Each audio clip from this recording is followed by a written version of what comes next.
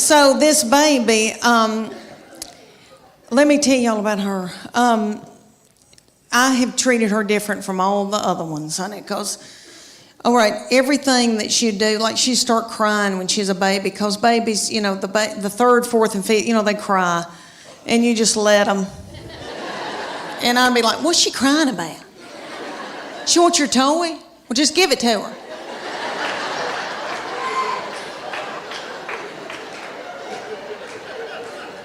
I can't deal with it.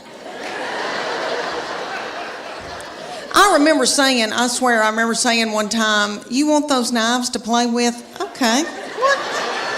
Okay.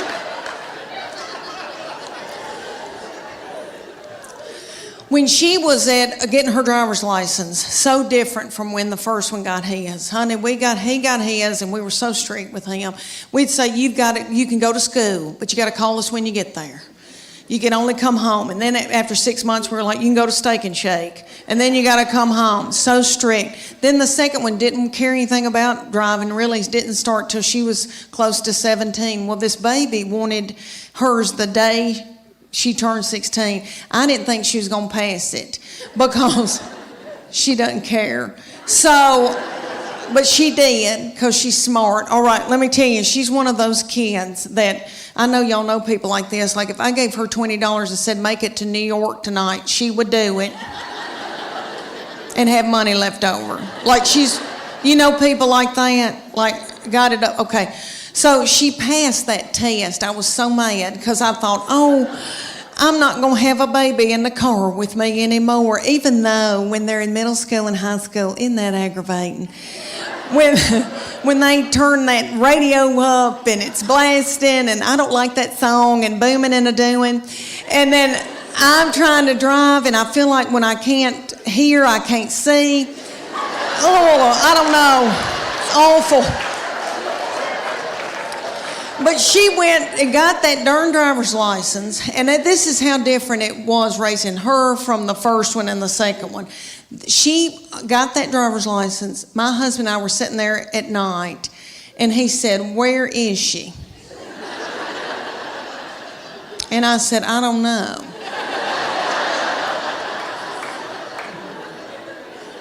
And he said, does she have any money? And I said, I don't know. Nobody ever said another word.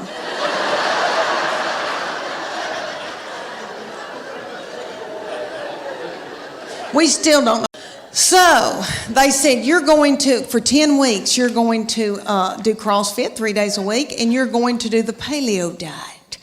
The Paleo diet is what God put upon this earth to sustain us. And He knows what we need. So it's lean meats, fruits, vegetables, nuts, berries, and seeds. So if you can run it down and kill it,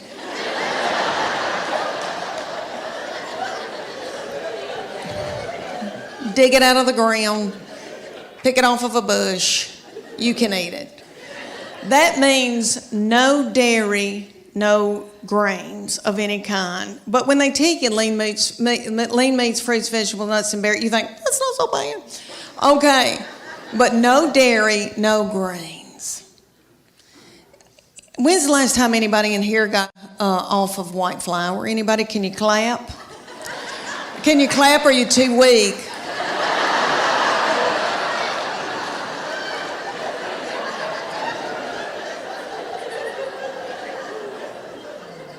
Anybody here been hooked on heroin?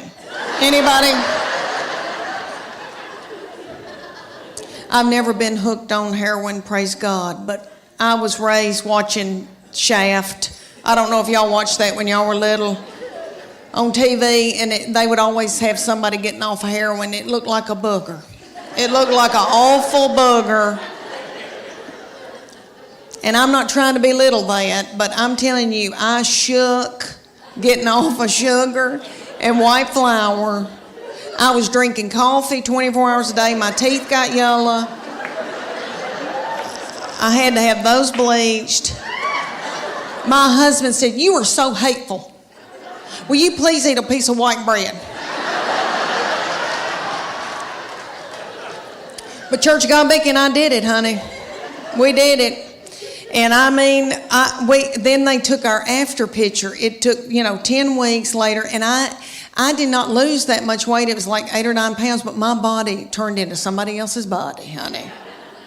And it was pretty cute. And I leaned out and I thought, oh my gosh. And so then they took our after picture, and I made sure I got a spray tan. And I had a really good bra on, and I took that picture. And I'm ashamed to tell y'all, but I won that competition. Oh, stop. I don't deserve to be applauded. I know y'all are thinking, oh gosh, Leanne, that's wonderful, but what happened? What happened, Leanne? I'll tell you what happened. I did okay for about 3 weeks, and then I spotted a tortilla. I want to talk to y'all about, because I am 51 and going through hormonal changes.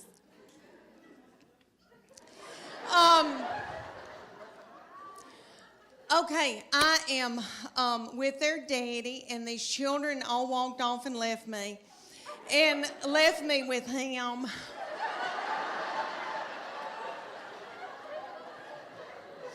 And he's so not fun.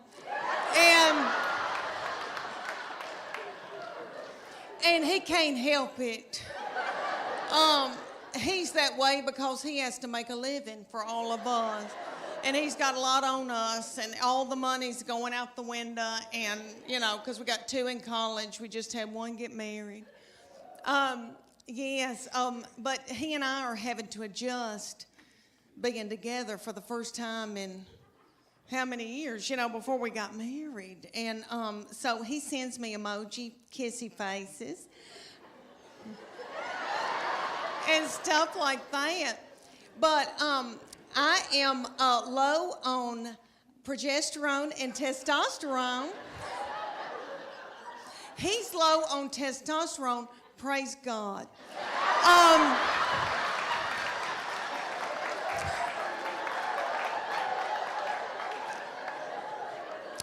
I've got too much estrogen, which evidently makes you hateful and bitter and angry.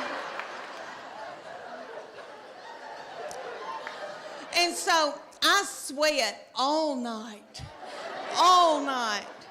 just like I've done jazzercise in the bed all night.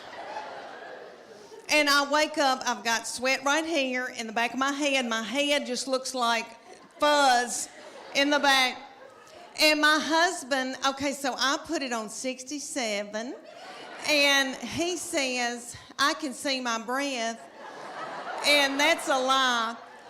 But he's having to wear pajamas for the first time in our marriage, and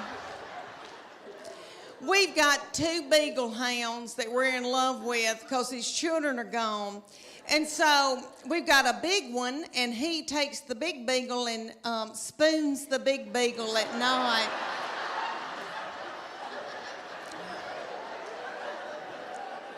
And I've got the little Beagle, the little pocket Beagle that we rescued, and she's got a nervous tick and eats our furniture and our fabric like a goat. But anyway, they sleep in the bed with us, and the bed is so nasty. Okay, so the little Beagle, so he's spooning the big one. The little Beagle backs her little butthole up to my head.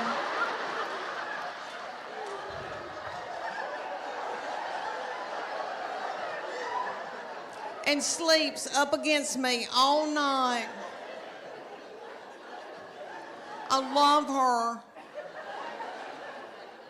And in the morning, I can hear my husband when he gets up, he's kissing that big Beagle. And we were going to learn the cha-cha to Earth, Wind, and Fire, and I was going to kill it. Well, one night, he kind of flung me hard, and I thought, oh, something popped. And something doesn't feel right. The next morning, I woke up, and there was this big bulging thing about right here.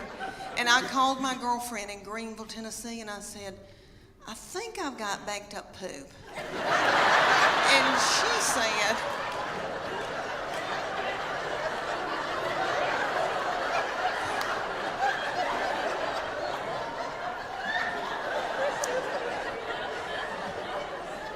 because I have trouble with that. But she said, I don't think poop goes up that far. And so she looked on her iPad on WebMD, and she sent me this picture of this man looked like an alien coming out of him. She said, is that it? And I go, that's it. She goes, you've got a hernia.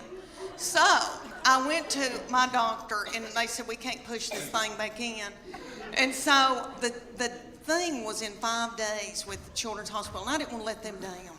And I thought, Lord, what are we going to do? And my girls stepped in and learned a dance in 4 days. Bless their hearts, and they were practically nude. And they had to wear all that too. And I came out in a wheelchair to Proud Mary Keep On Turning. Thank you. And it all turned out good. The girls did that dance. You've seen that video from a long time, from the 60s with Tina Turner, and they were doing that dance. You know, it looked like car wash, something going through. Y'all seen that? And you know that Ike probably whipped her in a cocaine rage before she hit that video. So I thought, if she can do it, I can do it. But you know, let me tell you, it ended up a wonderful thing. We raised a lot of money, and it was a blessing. And this blessing came out of it. Let me tell you, my husband found out about the cuddling program, and he is a baby cuddler. He cuddles drug-dependent babies every Wednesday night in Children's Hospital. Thank you. Thank you. That is so sweet. He didn't help me with mine, but that is so sweet.